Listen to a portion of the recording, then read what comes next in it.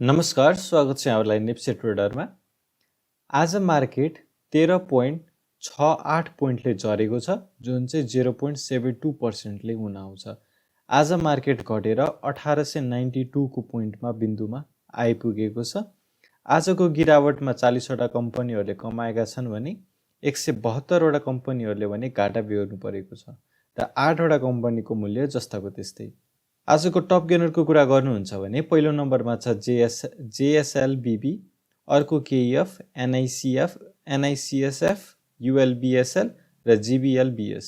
यी कम्पनीहरूले एकदमै धेरै कमाएका छन् भने टप लुजरको कुरा गर्नुहुन्छ भने SBCF, TRH, MLBS, GLBSL र CMF1 को चाहिँ सबसे ज्यादा घाटा भएको छ। त्यस्तै टप टर्नओभरको कुरा गर्नुहुन्छ भने SHIVM, TRH, EBL, HTL र नबिल यी कम्पनीहरुमा चाहिँ इन्भेस्टरहरुको सबसे ज्यादा इन्भेस्टमेन्ट देखिएको छ। SHIVMमा भने अझै पनि सप्लाई आइरहेको हामी बुझ्न सक्छौं। त्यस्तै टप भोल्युमको आधारमा हेर्नुहुन्छ भने पहिलो नम्बरमा SHIVM रहेको छ, अर्को NIMB, TRH, AKJCL र STHPC। टप ट्रान्ज्याक्सनको कुरा गर्नुहुन्छ भने MHCL, SHIVM, TAMOR, KDL र SMJC को चाहिँ सबसे धेरै ट्रान्ज्याक्सन भएको छ। आजको गिरावटमा कुन सेक्टरको कस्तो योगदान छ भनेर हेर्नु पर्दाखेरि चाहिँ बैंकिङ इन्डेक्स भने 0.62% ले झरेको छ, जुन चाहिँ औसत नेप्से भन्दा अलिकति कम हो। त्यस्तै डेभलपमेन्ट बैंक 1.02% ले घटेको छ, जुन चाहिँ औसत नेप्से भन्दा धेरै छ। त्यस्तै फाइनान्स 0.8% ले झरेको छ। होटल एन्ड टुरिज्म 1.32% ले झरेको छ। हाइड्रो पावर 0.84% ले झरेको छ। इन्भेस्टमेन्ट 1.33% ले झरेको छ। लाइफ इन्स्योरेन्स 0.6% ले झरेको छ। Non life manufacturing 0.78, micro finance 0.62, mutual fund 0.28% ले झरेको छ। नन लाइफ 0.59% ले झरेको छ र अदर चाहिँ 0.38 र ट्रेडिङ चाहिँ 0.31% ले घटेको छ। आज बढ्ने कुनै पनि सेक्टर छैन, सबै सेक्टरहरु घटेका छन्।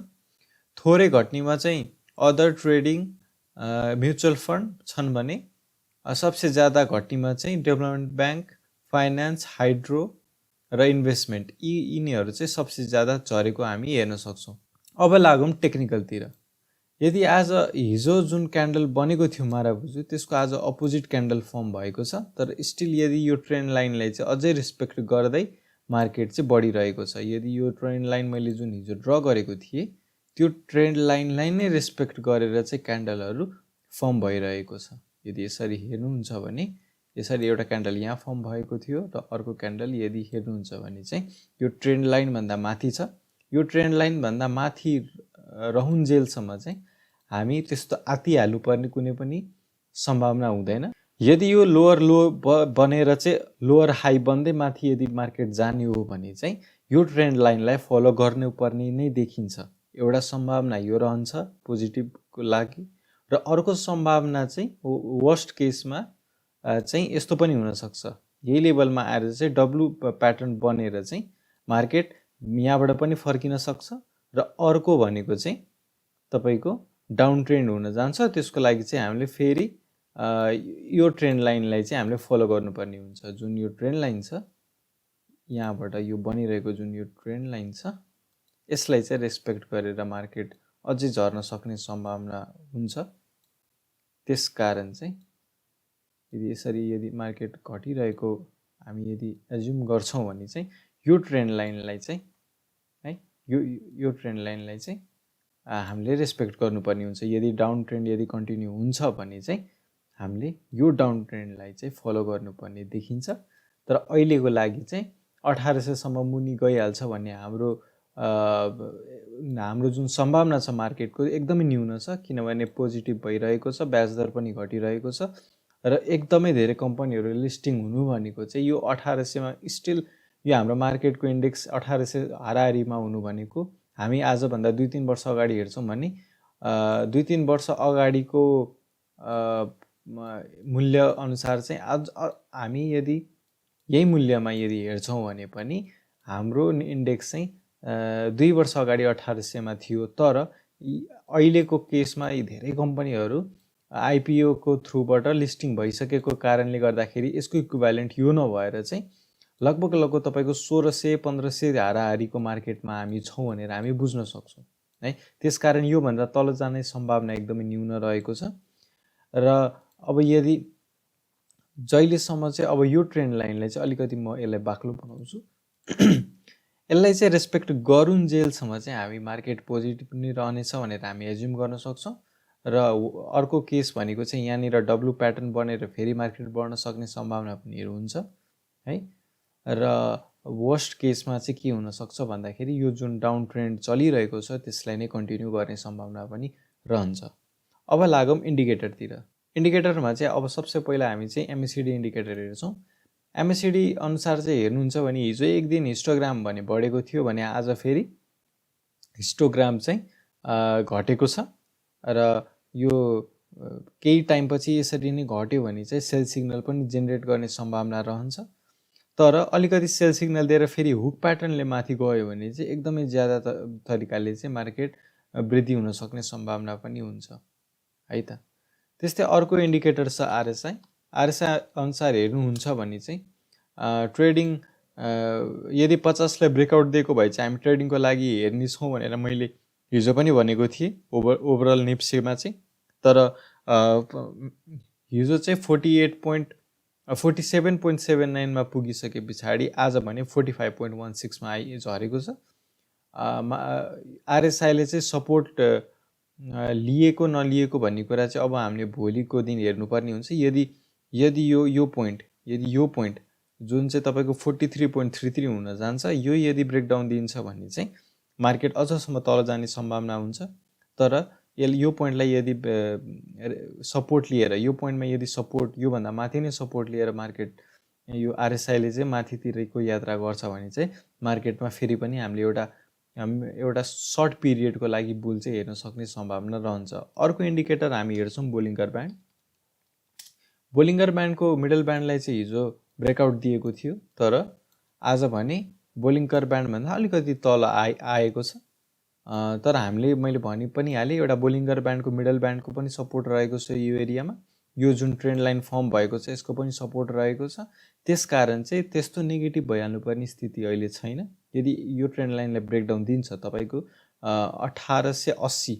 1880 भन्दा मुनि जान्छ भने चाहिँ हामी बल्ल चाहिँ हामी मार्केट अब नेगेटिभ फेरि जान सक्ने सम्भावना हुन्छ भनेर हामी बुझ्न सक्छौँ। तर अहिलेको लागि चाहिँ नेगेटिभ भइसकेको छैन।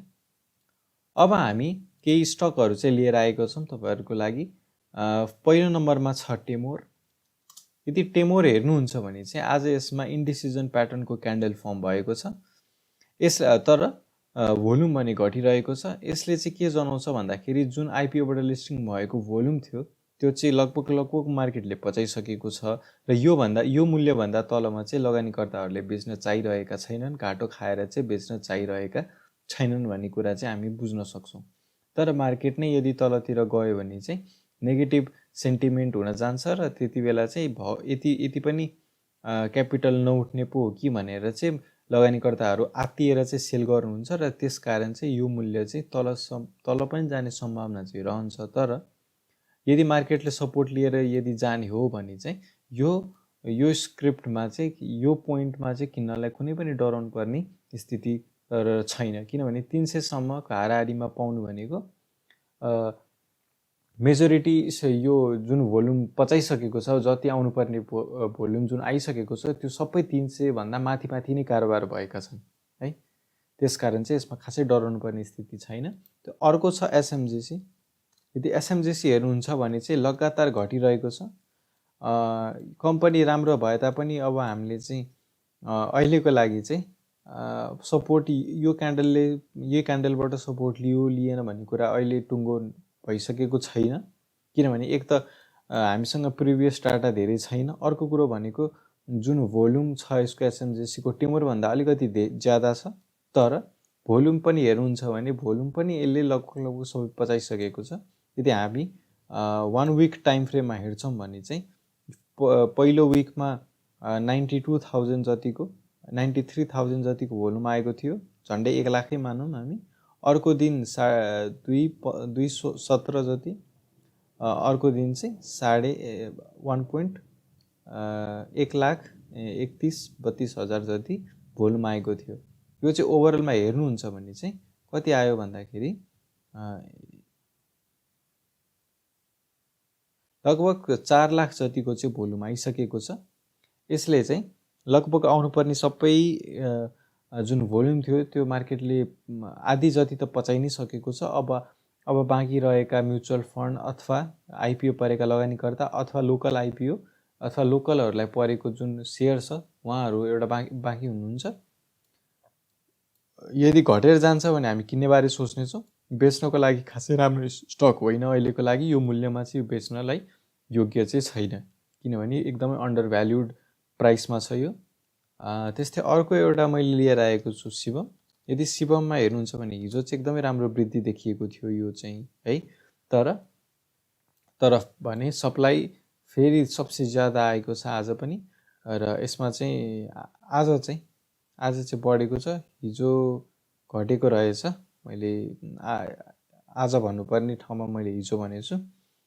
अब अहिलेको लागि किनिहाल्नु चाहिँ म अहिले भनिहाल्दिनँ, तर यदि इन्डिकेटरलाई हेर्नुहुन्छ भने चाहिँ एमएसिडीले बाई सिग्नल जेनेरेट गरेको छ एमएसिडीमा, र आरएसआई पनि एकदमै झर्नुपर्ने 25 को लेभलबाट चाहिँ फर्किएको छ। यहाँबाट यो शिवम चाहिँ रिभर्स हुन सक्ने सम्भावना पनि हुन्छ, तर अझै 1-2 दिन कन्फर्मेसनको लागि कुर्नु होला। यदि 1-2 दिन मात्र बढेर फेरि तलै जान्छ भने किनेर फाइदा त केही पनि छैन हैन, हाम्रो खातामा पनि आउँदैन। यदि यसलाई सस्टेन तरिकाले बढ्नु छ भने पक्कै पनि यो त तपाईको लगभग 20-25% त बढ्नुपर्ने हुन्छ। यति धेरै ज्यादा घटिसके पछाडि लगभग तपाईँ यदि रोलर लगाएर हेर्नुहुन्छ भने चाहिँ ल यहाँदेखि मात्र मानौँ, यहाँबाट यहाँसम्म कति पर्सेन्ट घट्यो भन्दाखेरि 76% घटेको छ है। र यसलाई यदि बढ्नु छ भने मिनिमममा पनि 20% जति त बढ्नुपर्ने हुन्छ है। यहाँबाट यदि 20% मात्र पनि बढ्छ भने चाहिँ 20% मात्र बढ्छ भने पनि यसको मूल्य चाहिँ 600 सम्म जाने सम्भावना रहन्छ। र त्यस कारण चाहिँ हामीले यसलाई यसो किनिहाल्नको लागि आतिहाल्नु पर्दैन। अरू पनि इन्डिकेटरहरूलाई कुर्छौँ हामी। आरएसआई पनि 50 लाई ब्रेकआउट दियो भने बल्ल हामी यसमा इन्ट्री गर्नेछौँ। शिवममा सप्लाई एकदमै ज्यादा भएको भएर अहिले इन्ट्री नगर्नु होला। अझै मूल्य तलसम्म जाने सम्भावना पनि हुन्छ यस्तो स्टकहरुमा। अर्को छ एडीएलबी। आज मैले एडीएलबी को लिएर आएको छु, आदर्श लघु वित्त। यो चाहिँ सर्किट लाग्ने क्रम जारी रहेको थियो। बल्ल यसले घट्दै घट्दै मार्केट फेरि 1-2 दिन बढेर चाहिँ यसको यात्रा चाहिँ अहिले माथितिर देखिरहेको छ है।